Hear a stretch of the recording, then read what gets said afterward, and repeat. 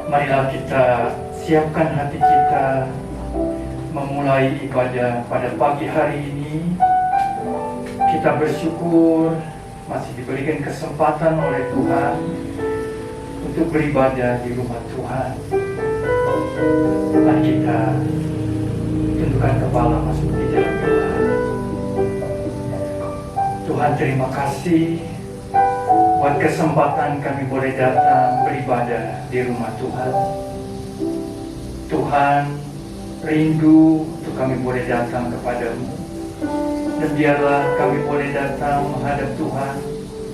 Kami boleh mendapatkan berkat-berkat rohani daripada Tuhan.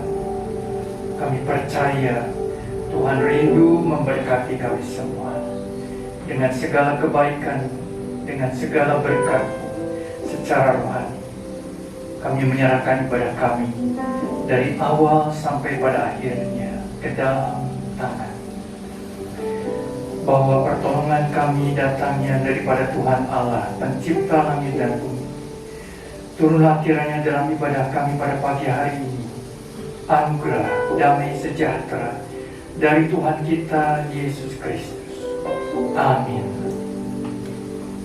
Amin. Dengan tetap berdiri, mari kita katakan, Tuhan kita adalah Tuhan yang selalu bersama-sama dengan kita. Tuhan yang selalu menjaga kita. Kita katakan, Tuhan itu adalah suci, suci, suci. Dia Maha Kuasa. Mari sama-sama kita pujian. Holy, holy.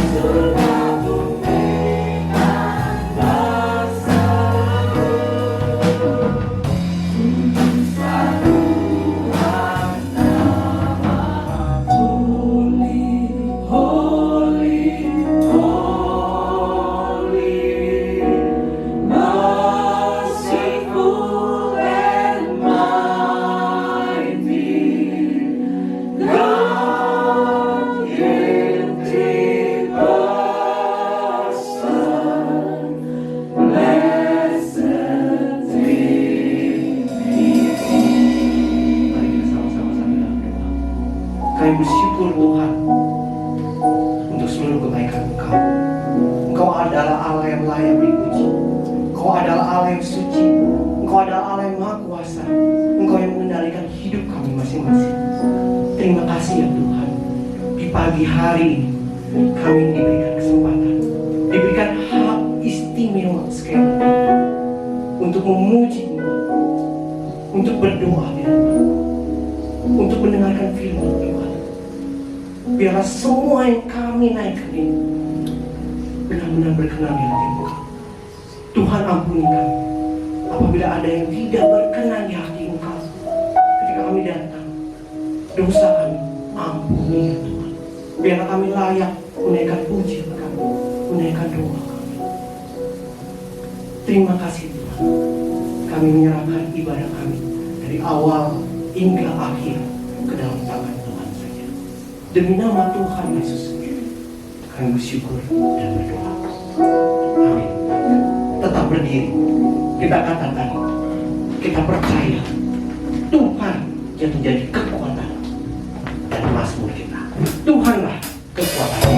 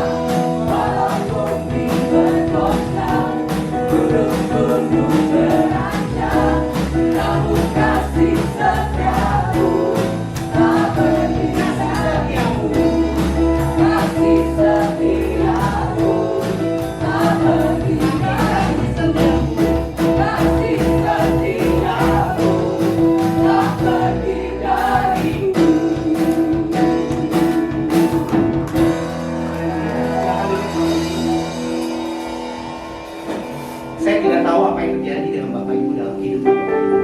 Tapi kami percaya, kita percaya musim bisa berganti, waktu bisa berganti. Tapi kita percaya Tuhan selalu tolong. Kita naikkan pujian, Tuhan selalu menolong.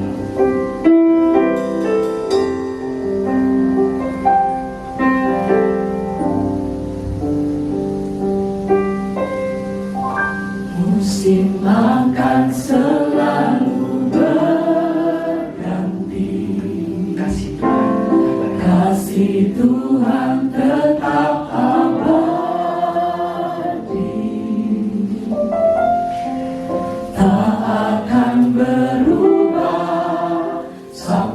selamanya.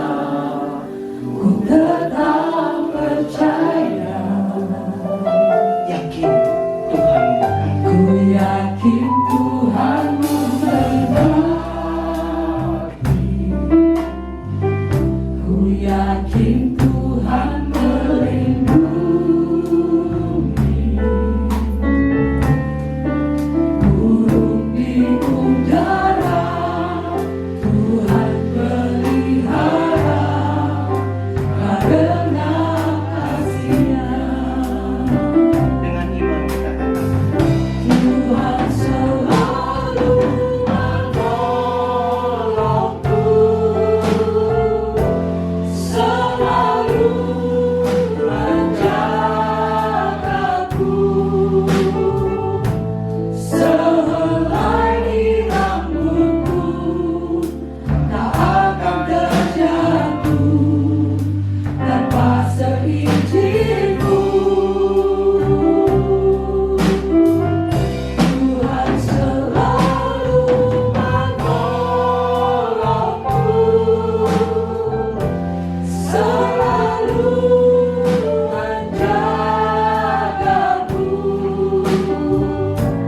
Dia mengenyangkanku dan peliharaku seumur hidupku.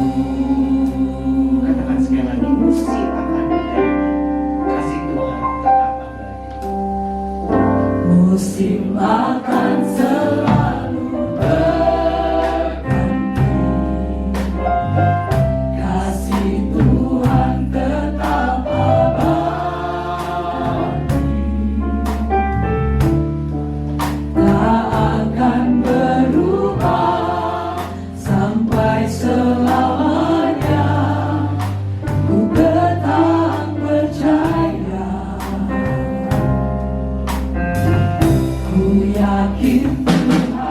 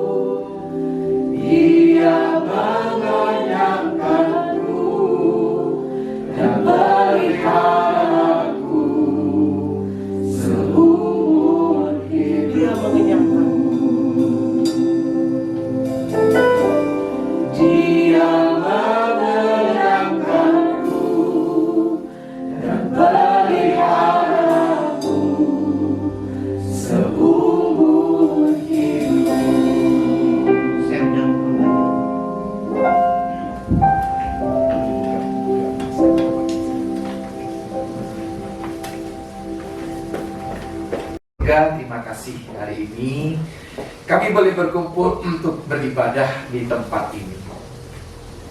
Masih begitu banyak orang yang belum ada keberanian untuk mengikuti ibadah onsite, datang beribadah secara konvensional.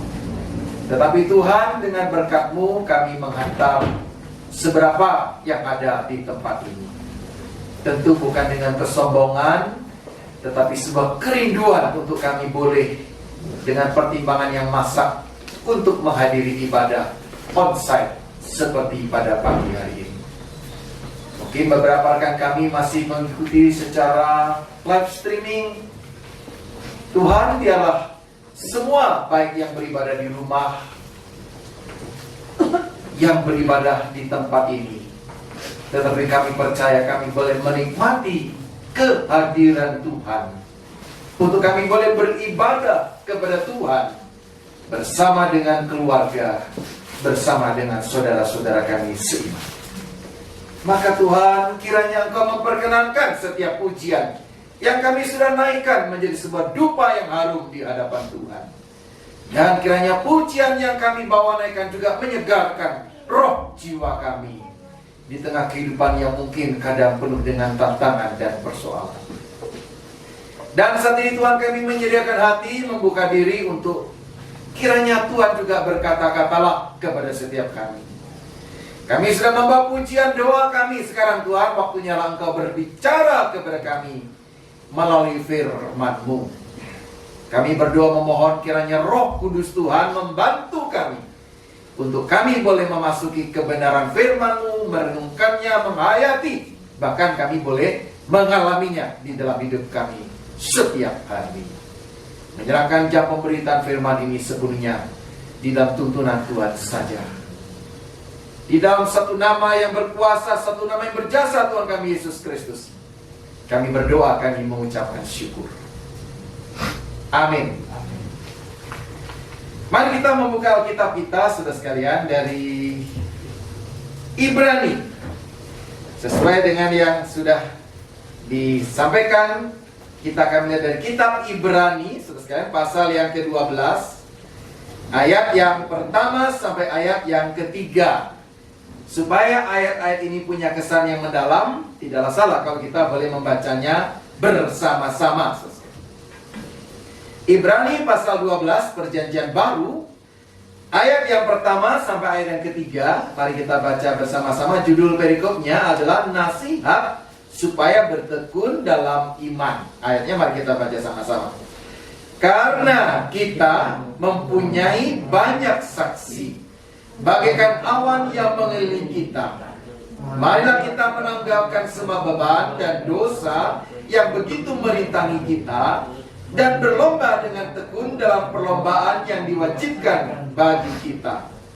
Marilah kita melakukannya dengan mata yang tertuju kepada Yesus, yang memimpin kita dalam iman, dan yang membawa iman kita itu kepada kesempurnaan, yang dengan mengabaikan keindahan tekun memikul salib, ganti sukacita yang disediakan bagi Dia yang sekarang duduk di sebelah kanan takhta Allah. Ayat ketiga, ingatlah selalu akan Dia yang tekun menanggung bantahan yang sehebat itu terhadap dirinya dari pihak orang-orang berdosa, supaya jangan kamu menjadi lemah dan putus asa.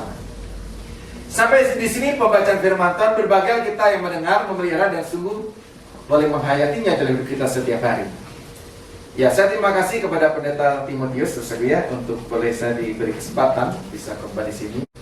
Sebetulnya saya sama Pak Timotius ini bukan orang lama, saudara, bukan orang baru, sudah lama sekali ya. Jadi saya masuk saat itu tahun 83 dan saya sudah kenal beliau. Mungkin semua tidak terlalu akrab ya, karena mungkin ya sudah juga di lantai yang berbeda, dan mungkin karena semua waktu itu bukan punya tugas khusus, jadi ya mungkin sama kakak kelas saya tidak terlalu semua kenal, tetapi beberapa pasti kenal, tetapi saya juga tahu semua.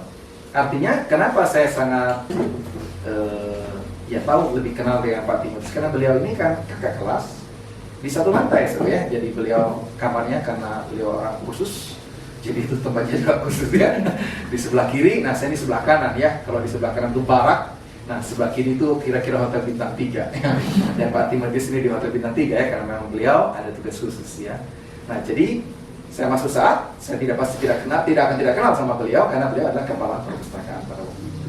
Jadi semua mahasiswa pasti kenal beliau ya, karena urusan apa, buku-buku pasti nanya beliau, dan memang beliau adalah kutu buku, banyak membaca buku, maka diberikan kepercayaannya, dan jadi kita kalau ada apa-apa ya tanya kepada beliau. Jadi sebetulnya saya sama kenal Pak Timotius dari tahun 83 ya.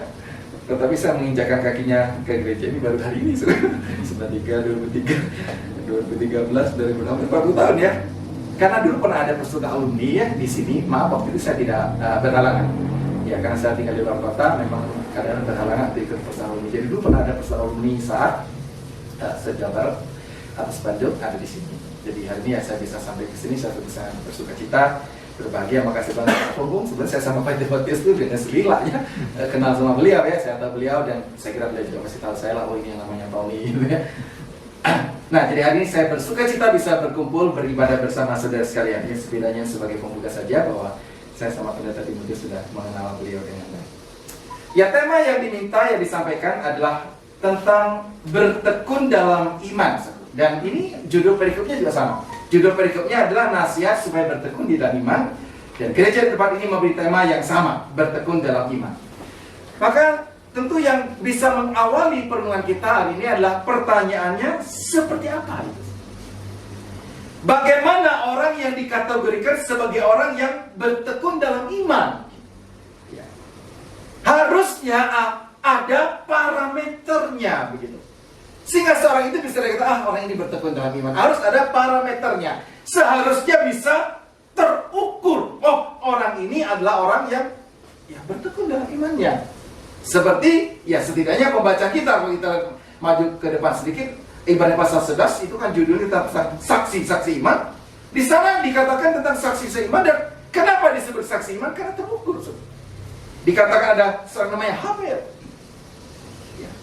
Bagaimana kok ada seorang Habel yang begitu mudah dibunuh oleh kakaknya sendiri yang namanya Kain gitu? Kok tidak ada tanda dia melawannya? Coba kalau kita hari ini pun kakak beradik mau dibunuh, pastinya kita tidak akan diam-diam saja, bukannya pasti kita melakukan perlawanan. Tetapi Alkitab secara sederhana mengatakan Habel begitu saja menerima sebuah peristiwa yang mungkin sangat tragis sekali. Pembunuhan pertama terjadi di muka bumi.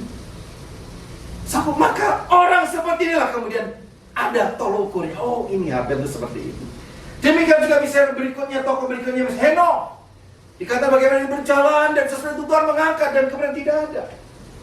Tidak banyak catatan tentang Henokh, tetapi tafsir bisa menjelaskan Henokh yang seperti apa sampai dia layak disebut sebagai pahlawan iman, saksi iman. Demikian juga Nuh misalnya dan sebagainya dan sebagainya. Ibrani pasal 11 mencatat begitu banyak tokoh-tokoh iman. Nah, sesuatu artinya ada sesuatu yang bisa diukur, ada sesuatu yang bisa terukur daripada yang namanya pahlawan-pahlawan iman ini, dan mereka pasti adalah orang-orang yang bertekun di dalam iman.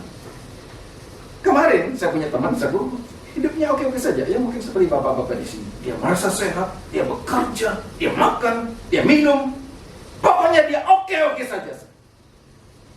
Sampai suatu kali dia periksa ke laboratorium, kaget sekali karena ternyata ketahuan gula darahnya itu 350 saja. Tidak ada rasa apa-apa, tiba-tiba dia divonis, kamu gulanya tinggi. Sesuai kasih Tuhan, kenapa dia merasa kaget? Karena selama ini dia selalu berkata, saya biasa-biasa saja kok. Saya sehat, makan, minum, bekerja, dan sebagainya. Dia tidak pernah menyentuh yang namanya laboratorium. Ya, hari banyak orang takut laboratorium. Kenapa? Karena kalau kesana jadi ketahuan. Jadi kalau ketahuan, jadi malah banyak sakit. Lebih baik ada ketahuan, tahu-tahu mati. Sesuai kasih Tuhan, perlu ada parameter untuk menunjukkan sebetulnya kita ada di dalam keadaan yang bagaimana. Nah, saya beda. Saya adalah orang yang bertekun sekali, khususnya misalnya dalam kesehatan. Saya 3 bulanan pasti pergi ke Prodia. Iya. Sesuatu 3 bulanan. Jadi saya catat misalnya 9 bulan terakhir, ya Agustus, November tahun kemarin, Februari dan Mei kemarin saya baru periksa. 3 bulanan saya. Dan saya harus periksa standar saja, gula saya berapa? Oh, gula saya 120. Lebih daripada 100 harusnya maksimal. Lalu kemudian saya periksa HbA1c. Nah, ini gula yang paling paling stabil. Jadi kita perlu periksa HbA1c. Memang lumayan mahal, 200.000 mungkin satu pemeriksaan. HbA1c saya 6,5, standarnya 5,7, lebih sedikit. Kolesterol, asam urat, trigliserid semua bagus. Kolesterol 200, saya 180. Trigliserid 150, saya 120. Asam urat 7, saya 0,42. Tetapi sudah tahu apa rahasianya? Nah, ini rahasianya setiap hari saya mesti makan yang namanya 6-duo, 10 mg atau 1000 mg. Satu hari satu. Ini harganya 20.000. Sama dengan satu mangkok mie bakso. Betul tidak ya? Jadi setiap kali makan mie bakso, ya cuma satu kali telan mie baksonya. Sesuatu tapi tidak bisa ngomong, ya sudah merem karena dokter sudah mewajibkan Bapak mesti minum obat ini. Sekalipun saya punya teman kelas dulu di SD, SMP di Bondowoso, saya selalu konsultasi dia, dokter umum, dok gimana? Saya ini mau berhenti. Tapi dia berkata, Pak, sebelum dokter ada menentukan untuk berhenti, jangan berhenti, jalan aja. Padahal saya sudah mulai stabil. Nah tentu saya mulai hari juga minum suplemen ya. Misalnya kemarin ada yang kasih saya minyak kelapa murni, sudah habis, saya sekarang berhenti minyak zaitun. Saya juga minum beberapa suplemen yang haram. Bukan saja obat ini, tetapi saya juga secara alami bisa terjadi perbaikan di dalam tubuh saya. Syukur-syukur suatu kali gula saya bisa makin rendah. Sesuatu yang saya mengatakan bahwa saya punya parameter. Saya tidak berkata rasa-rasanya. Teman saya tadi rasa-rasanya, dan ternyata yang terjadi adalah sebaliknya. Nah demikian juga yang namanya ketekunan dalam iman seharusnya bisa diukur juga. Seharusnya. Memang ini sangat rohani, tetapi kalau tidak diukur dan tidak terukur dan kita tidak mencoba mencari parameternya, pasti menjadi sesuatu yang sangat subjektif dan tentu itu menjadi berbahaya. Karena mungkin sebenarnya kita tidak sedang dalam ketekunan iman, tetapi kita merasa dan tanpa kemudian kita tenggelam di dalam iman. Maka pertanyaannya, apa ukurannya? Rajin ke gereja? Banyak orang rajin ke gereja, kerjanya menipu. Kali ini saya mendekati satu ibu punya tabungan 285 juta. Lumayan ya, nopek pecat total. Saya ya, kalau saya bilang, tapi saya berani bilang saya jutawan. Saya jutawan ya, tapi mungkin sudah miliarder semua ya. Artinya 1 juta di tabungan saya layak berkata jutawan toh. Jadi kalau saya bilang saya bukan jutawan, saya naif juga ya. Saya kalau 1-2 juta adalah ya. Tapi kalau nopek pecat total, sudah pasti itu sudah ada di tabungan saya. Tidak tahu kalau Pak Timotius mungkin ada ya. Nah sesuatu ceritanya ini didepositokan sama oleh ibu ini. Satu kali dia dirayu, berapa sih bunga deposito? Enggak lah, nitipkan ke web, nanti dikasih lebih daripada yang di bank. Dirayu sedemikian rupa sampai ibu ini akhirnya yang enggak lah, teman sendiri orang segereja, akhirnya sesuatu yang belum jatuh tempo itu ya. Kalau deposito itu kan ada waktunya ya, jadi mesti ya harus bayar denda ya, itu penalti. Tak bayarin, tidak apa-apa, nanti saya bayarin penaltinya. Dibayar sudah penaltinya, data berapa juta atau berapa ratus. Akhirnya uang itu pindah ke si bapak Eva ini. Hari ini sudah bunganya bayar ente. Jadi si ibu ini mesti capek-capek pergi kok mana bunganya bulan ini. Sampai dikasih Tuhan. Apakah rajin ke gereja menjadi sebuah tolak ukur? Wah, iya orang bertekun dalam iman. Belum tentu. Bagaimana orang rajin pelayanan? Wah, dia rajin pelayanan ya, seperti Stanley gitu ya. Satu ada pendeta, pengusaha, nipu juga sebenarnya ya. Untung saya bukan pengusaha ya, jadi aman pendetanya. Udah kan betul, jangan mau terima aja gaji lah kira-kira begitu. Seorang namanya Billy Sindoro, gembala gereja keras katedral, bagian dari GBI Basilea di Cokok KPK dalam kasus Wapijen Mekarta 2018. Sudah divonis Maret lalu, tetapi laman keras katedral tetap menulis Billy Sindoro sebagai co-lead pastor. Saleh di gereja, tetapi bisnisnya jauh dari nilai Kristen. Sesuai dengan maka bagaimana memahami hal bertekun dalam iman ini menjadi sesuatu yang sangat menggetarkan. Kita ada di mana? Kita bagaimana? Terlebih lagi godaan, cobaan yang ada di sekitar kita, tantangan yang kadang membuat kita jatuh, sehingga hal bertekun dalam iman itu menjadi sesuatu yang jauh panggang dari api. Tidak mudah. Rasa-rasanya sepertinya saya sudah bertekun, tetapi benarkah demikian? Nah maka firman Tuhan hari ini diberitakan untuk mari menguji kita, untuk mengkaji, menjadi cermin. Kita ada di mana, kita sampai di mana, berkaitan dengan ketekunan iman setiap kita ini. Nah, judul perikopnya sesuai tadi kita sudah baca ya. Pasal 12 berkata, nasihat supaya bertekun dalam iman. So, pada waktu kita membaca secara umum dulu, tentu kita bertanya, ini untuk siapa? Ya, surat ini dikirim untuk siapa? Tentu yang pertama adalah untuk pembacanya, untuk penerima surat Ibrani ini. Untuk, ya kalau kita bicarakan dengan saudara, untuk orang-orang Kristen pada 2000 tahun yang lalu. Maka isinya kita sudah baca tadi ya, ayat 1. Tanggalkan beban dosa, berlomba dengan ketekunan. Ayat 2, mari kita melakukan dengan mata tertuju pada Yesus. Ayat 3, ingat kepada Dia. Tentu pertanyaan, kenapa? Kenapa penulis Ibrani ini mengirimkan nasihat yang seperti ini? Bertekun dalam iman. Kenapa, Su? Karena mari kita tahu bahwa pada zamannya 2000 tahun yang lalu, sudah pasti mereka juga punya tantangannya masing-masing.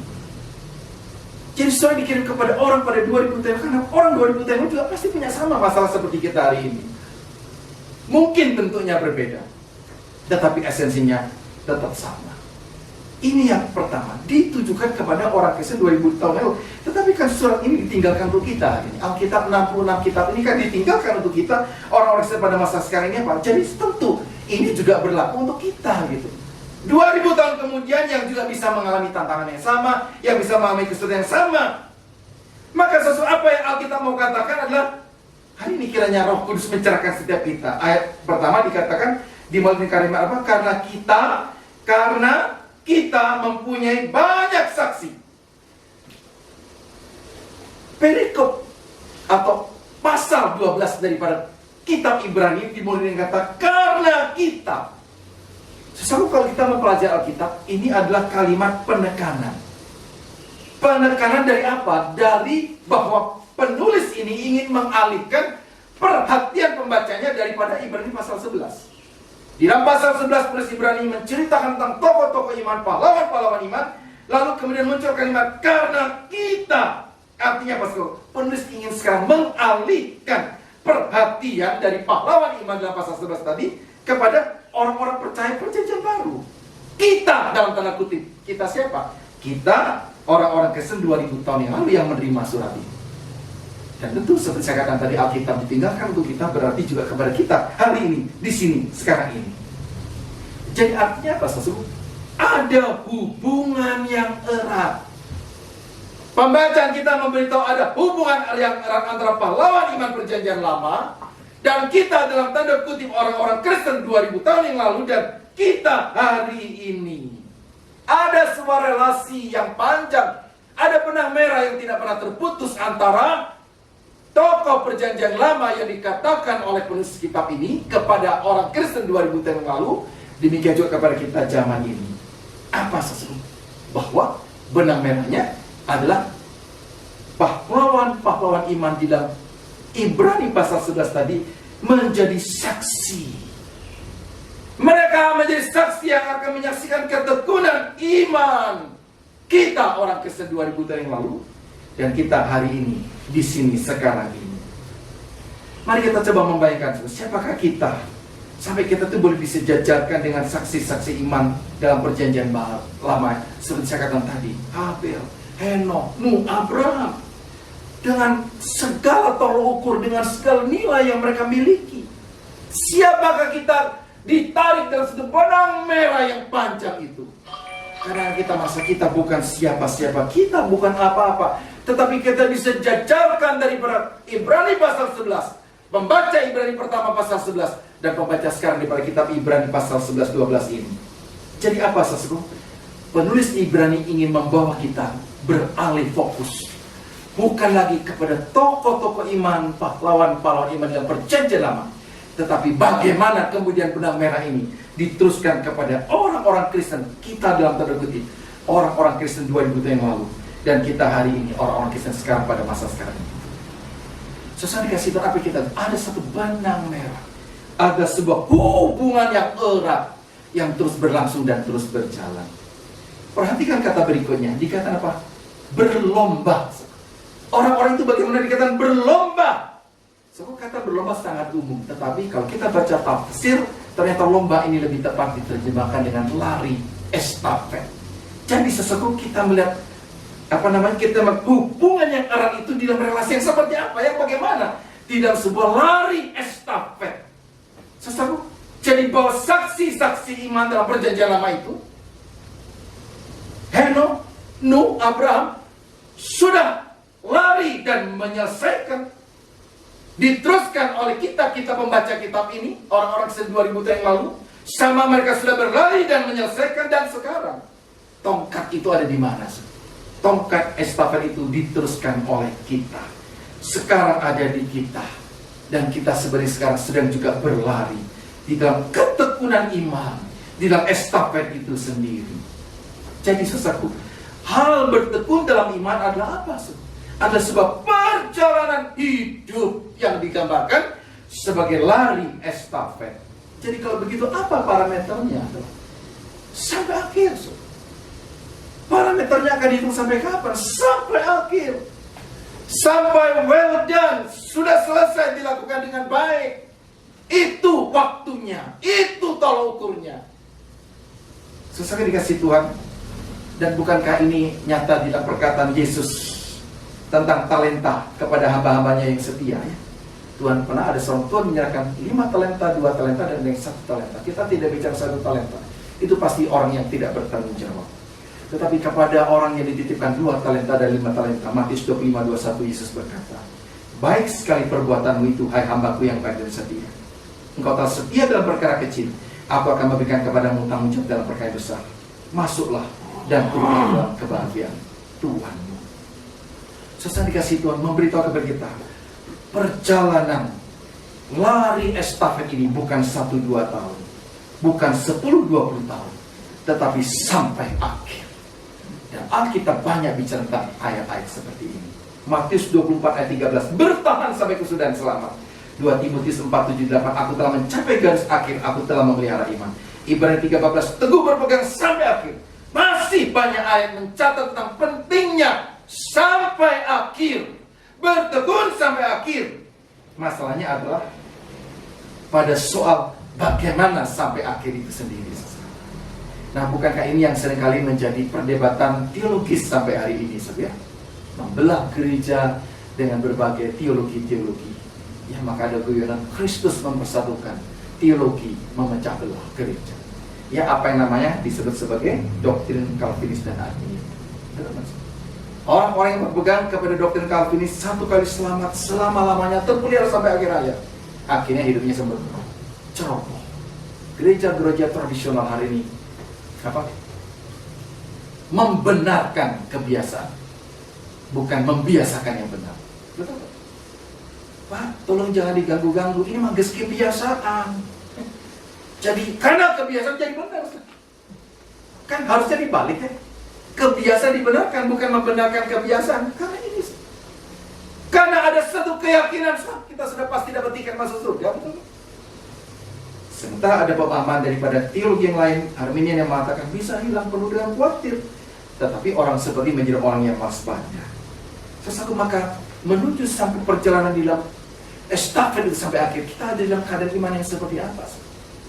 Nah, maka saya seringkali, ya, di dalam pengenalan saya, ya, di dalam khotbah-khotbah berkata, mari kita punya roh jiwa itu Calvinis, tetapi mari kita punya kehidupan para Arminian. Ya. Kemarin bibi saya itu meninggal dunia di Jogja, sudah agak lama lah, ya. Dia dilayani seorang ibu pendeta dari gereja Pentekosta. Dia juga tahu saya pendeta, saya keponakannya bibi saya ini. Nah, tahu saya pendeta, maka dia merasa perlu konfirmasi. Saya pergi ke Jogja menengok bibi saya meninggal ini untuk membereskan acara-acaranya. Ibu pendeta ini berkata, Tony, tahu pada kamu, ini penting sekali, kamu harus tahu tentang ilmu ini. Kenapa tante? Saya bilang gitu, ya. Begini, ibu itu menjelang mau meninggal, waduh, dia tuh maki-maki Tuhan, tahu kan? Dia maki Tuhan, dia menyalahkan Tuhan, pokoknya dia melawan Tuhan, dia murtad kepada Tuhan. Tante takut sekali, takut kalau ibu tidak masuk surga, katanya. Jadi tante doain ibu, doa. Puji Tuhan, ibu bertobat. Nah, setelah tobat, ibu meninggal dunia. Setelah aku mendengar cerita ini, kira-kira bagaimana? Ya, saya akan orang yang belajar lah, ya. Tentu ibu pendeta ini mungkin tradisional saja, ya. Sebenarnya, ya tante, terima kasih, ya.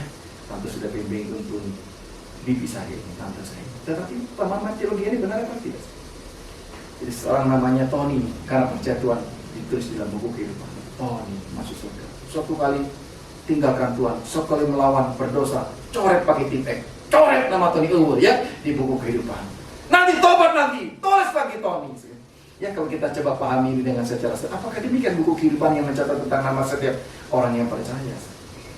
Jadi sesuai dikasih Tuhan, saya kira mari kita yakin semua. Pemahaman Calvinis dalam hal ini saya kira perlu dipegang.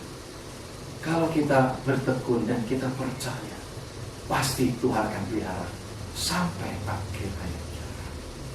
Kita akan dijaga, dipelihara. Tentu bukan berarti sembrono seperti tadi saya katakan. Ya, membenarkan kebiasaan, bukan. Membiasakan kebenaran, itu yang harus ada dalam hidup kita. Pertanyaan, mulai kapan kita memegang tongkat estafetnya? Mulai kapan? Yang buat kita mungkin orang sudah percaya, puji Tuhan hari ini ya kita sudah bisa pegang tongkat estafet itu. Kita sudah berjalan di dalam perjalanan iman ini, di dalam ketekunan iman ini. Kita sudah pegang, kita orang percaya.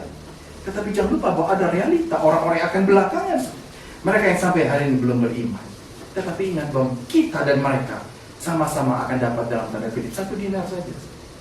Ya, saudara ingat ini tentang perumpamaan Matius 21:16 tentang tuan yang mencari pekerja kebun anggur. Dikatakan apa pagi-pagi? Ya, dia cari pekerja untuk kebun anggurnya. Datang pekerja, deal, sepakat 1 hari 1 dinar. Pekerja ini masuk, tetapi tuan ini butuh lebih banyak lagi pekerja siang-siang sore. Sampai sore jam 5 dikatakan semua masuk dan masuk. Karena kebun anggur ini harus dikerjakan dengan baik. Sampai di sini ceritanya tidak ada masalah. Oke-oke saja, semua bisa menerima. Tetapi problem datang tatkala mulai ada yang namanya pembayaran gaji. Matius 20 ayat 1-16 saudara bisa baca. Dikatakan tuan ini mulai memberikan pembayaran kepada yang paling sore datang, yang jam 5, yang kerjanya cuma 1 jam saja, dikasih 1 dinar. Karena itu perjanjiannya. Tetapi apa yang terjadi?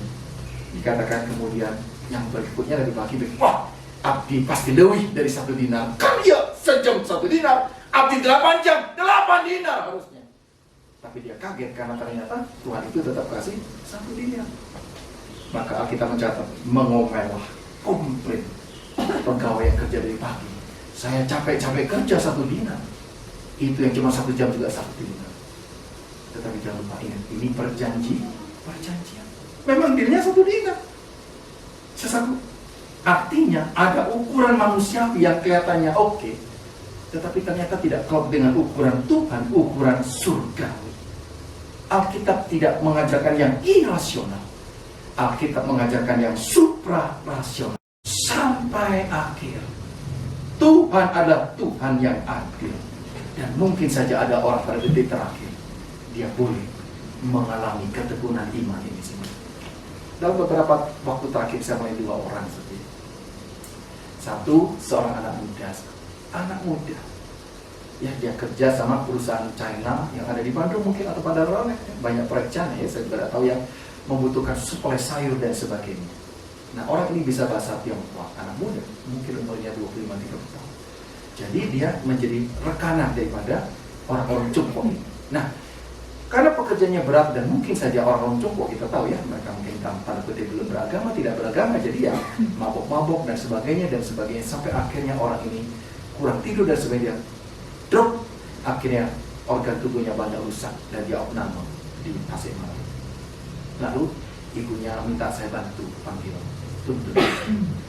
Baru tahu pada waktu di rumah sakit itu kita baru mengenal anak muda ini sebenarnya sudah dibaptis beberapa tahun yang lalu, beberapa puluh tahun yang dia tuh punya iman yang dalam arti sudah menyelamatkan dia. Tetapi namanya hidup, dia bisa kemana-mana lagi tidak jelas. Akhirnya di rumah sakit itulah dia dituntut untuk boleh ingat, kamu sudah dibaptis, kamu anak Tuhan, maukah kamu diteguhkan kembali? Dan anak muda ini meninggal di dalam iman yang menyelamatkan. Sesuatu ada yang sekarang, ada yang nanti. Tuhan Maha Adil di dalam segala sesuatu. Satu lagi seorang ibu yang sangat tua, tetapi namanya di Tasik populer. Dia orang yang saleh sekali. belum ke gereja. Mungkin dia tidak tertarik ke gereja, mungkin orang Kristen tidak baik. Tetapi ibu ini dikatakan mengangkat anak, mengadopsi menjadi anak angkatnya. Dia suka membagikan, karena dia tokoh, dia membagikan kebutuhan ATK, alat tulis kantornya untuk anak-anak yang membutuhkan.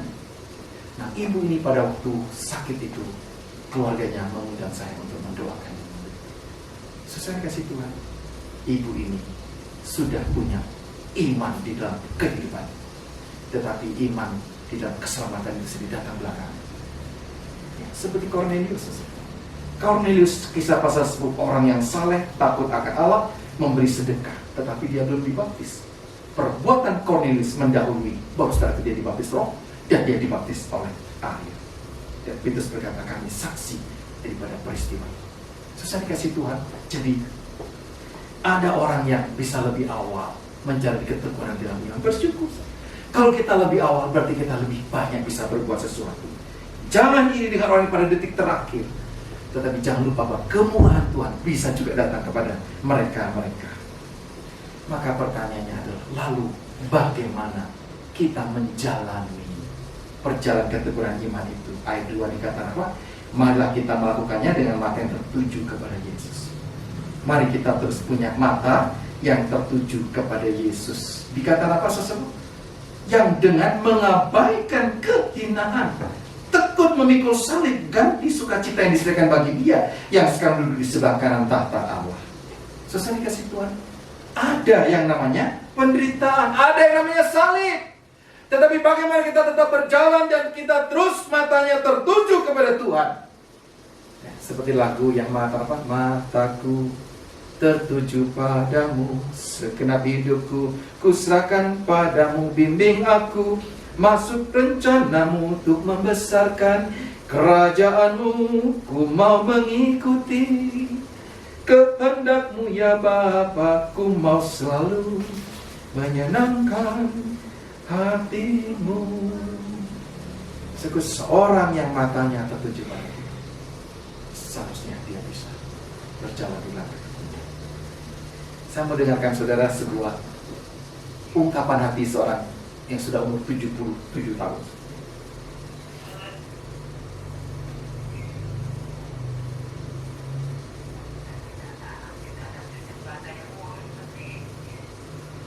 Kamu itu yang tadi di sini ya? Udah ada beres. Kalau uang dipakai, nama badannya gimana? Ya saya meminta hati nuraninya saja diikhlaskan supaya Tuhan jangan menghukum mereka gitu. Kalau ingin dihukum oleh Tuhan ya silakan teruskan. Niat jahat. Kalau meminta Tuhan sadarkan gitu supaya jangan punya niat jahat kepada saya, jangan ingin memakan uang saya.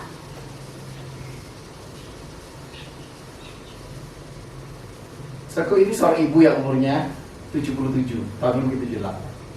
Yang saya katakan tadi, no PP cabut jauh di tabung di depositonya, pindah transit dalam hitungan menit, dan tidak tahu kapan bisa kembali. Saya bilang sama rekan-rekan gereja, Anda berkewajiban membantu seorang ibu. Kadang orang begitu itu urusan pribadi. Kalau begitu apa arti gereja kalau semua urusan pribadi? Apalagi dilakukan oleh rekan gereja. Kadang orang cari aman. Tetapi yang saya mau katakan, ibu ini dia punya pandangan mata kepada Tuhan. Dia hanya mendoakan kalau Tuhan boleh menggerakkan mereka untuk mengembalikan uangnya itu. Sesaku, ibu ini kaya raya. Tetapi sekarang no. Sampai dia tuh ngelas kemarin tabungannya di mana yang ada, dikumpul-kumpul untuk kebutuhan hidup ini. Tetapi mata yang tertuju kepada Tuhan itu membuat dia boleh kehilangan segala sesuatu. Tetapi dia tidak pernah kehilangan Tuhan dalam hidupnya. Dia tetap rajin ibadah. Yang minjemin uang sama dia, yang pinjam uangnya dia itu malah minta datang. Ibu ini umur 70 tahun lebih, tapi dia tidak takut ke gereja. Sementara yang aktivis yang lebih ngorah, anak gua bilang, temenang mama pergi ya, kan keselak cap lebih. Bahaya mama ya entong. Engkek lamun kes divaksin. Ibu ini belum divaksin pada waktu itu, dia datang ibadah, tetap dengan protokol sampai hari sehat. Nanti hari tanggal 19 ini dia akan vaksin kedua. Dia seorang yang rajin baca Alkitab, dia seorang yang rajin berdoa di rumah.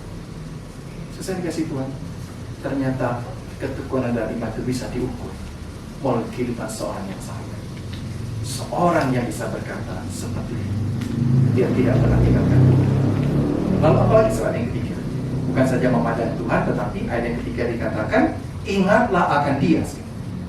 Ya, kalau tadi dikatakan, ya, ingatlah, mata tertuju kepada Tuhan, tuju. Nah sekarang ingat kepada Tuhan itu sendiri dengan segala karya yang sudah dikerjakan, mengabaikan kehinaan, tekun memikul salib, ganti sukacita yang disediakan bagi Dia yang selalu di sebelah kanan tahta.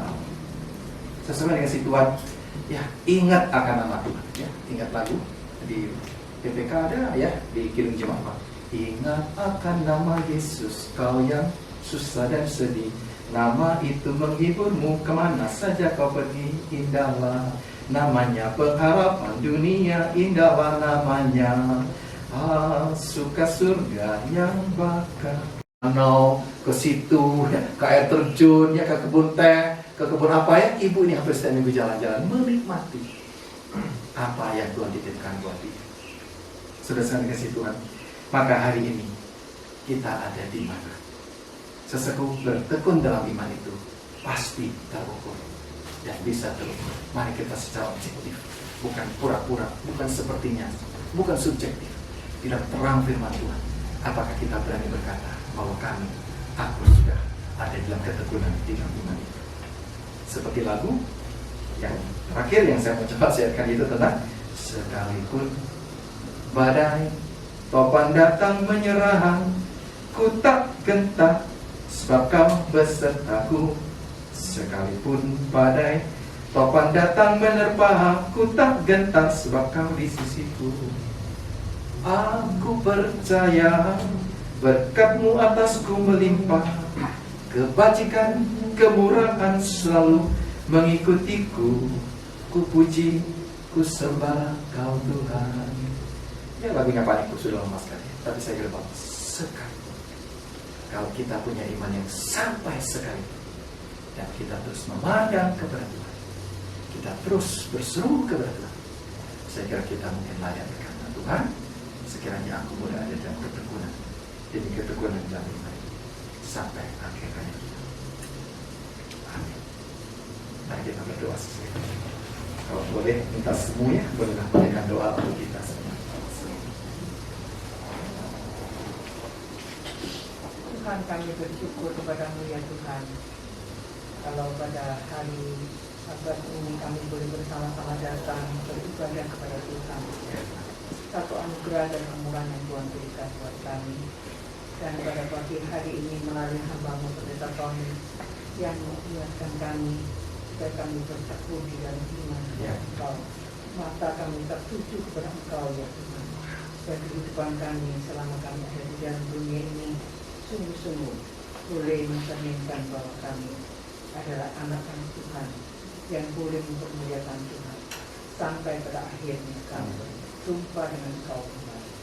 Terima kasih. Kami menyerahkan pelayanan hamba-Mu Pendeta Tony. Kau memberkati pelayanan beliau ya Tuhan dimanapun Kau pakai supaya nama Tuhan dipermuliakan melalui hamba-Mu. Terima kasih Bapa di surga. Demikian kami berdoa dengan hati yang penuh ungkapan syukur oleh karena kami masih diberi kesempatan beribadah di dalam rumah Tuhan. Terpujilah nama-Mu Tuhan. Demikian kami berdoa di dalam nama Tuhan Yesus Kristus. Amin. Amin.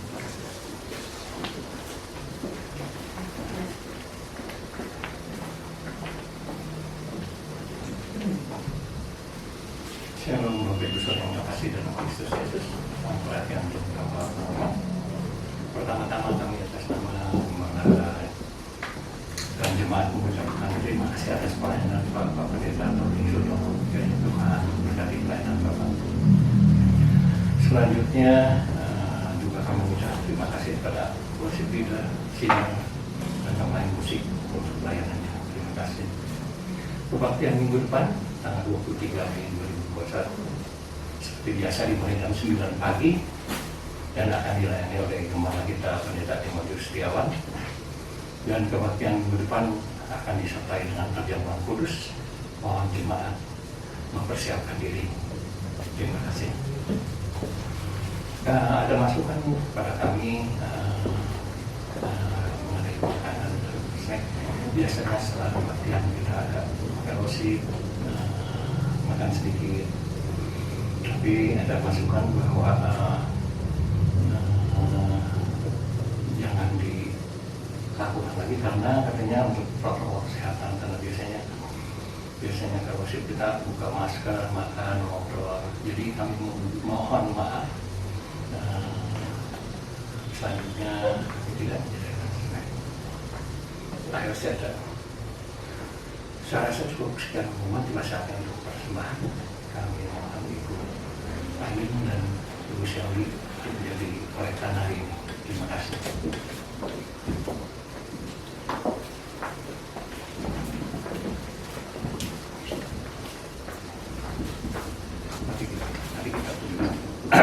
Mari kita tundukkan kepala serta di dalam doa. Bapa dalam surga, Bapa dalam nama Tuhan Yesus, Bapa surgawi, kembali kami menghadap Kau Tuhan, mengucap syukur dan terima kasih. Terima kasih atas berkat-berkat yang telah Kau limpahkan kepada kami. Sementara kami akan memberikan persembahan, urapi dan berkati tangan-tangan yang akan memberi. Memang kami memberi tidak semestinya apa yang telah kami terima dari Engkau, tapi kami ingin memberi dengan hati tulus. Biarlah persembahan yang dapat dikelola dengan rasa takut akan Tuhan untuk kemuliaan nama-Mu di tempat ini. Terima kasih Tuhan, terima kasih Yesus, terima kasih Roh Kudus. Hanya di dalam nama Tuhan Yesus kami dalam mengucap syukur dan berdoa. Haleluya, amin.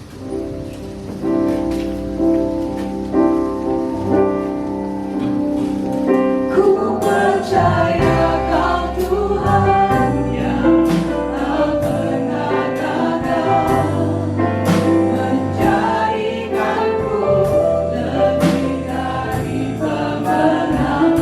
Ku percaya Kau Tuhan yang tak pernah lalai, menepati janji-janji-Mu. Ku percaya Kau Tuhan tak pernah gagal, menjadikanku lebih dari pemenang. Ku percaya Kau Tuhan yang tak pernah lalai, menepati janji-janji-Mu. Menepati janji-janji-Mu. Menepati janji-janji-Mu. Amin. Menepati janji-janji-Mu.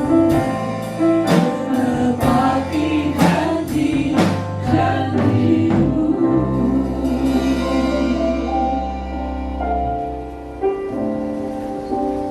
Mari kita satukan hati mengakhiri ibadah kita pada pagi hari ini dengan ucapan syukur kita kepada Tuhan. Terima kasih ya Tuhan, pada hari ini kami boleh beribadah kepada Tuhan. Terima kasih buat segala berkat kebenaran firman-Mu yang telah disampaikan oleh hamba-Mu.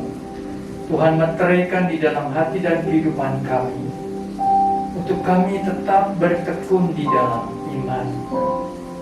Kami tidak memandang kepada manusia. Kadang-kadang manusia bisa mengecewakan kami, tetapi kami kiranya terus memandang kepada Tuhan sebagai teladan hidup kami. Tuhan, berikan kekuatan kepada kami selama masa pandemi ini juga. Kami harus menjaga diri, harus tetap percaya beriman kepada Tuhan, harus tetap yakin Tuhan menolong kami, menyertai kami. Tuhan, jauhkan daripada kami segala pencobaan-pencobaan yang bisa menghadap kami. Jauhkan dari segala perasaan-perasaan kekhawatiran, ketakutan, hal-hal yang mungkin mengganggu iman kami. Biarlah iman kami terus terpelihara. Terima kasih Tuhan.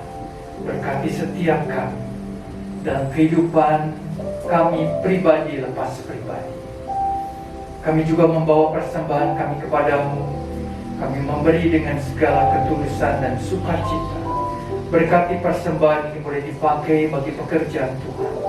Nama Tuhan yang ditinggikan, dipermuliakan.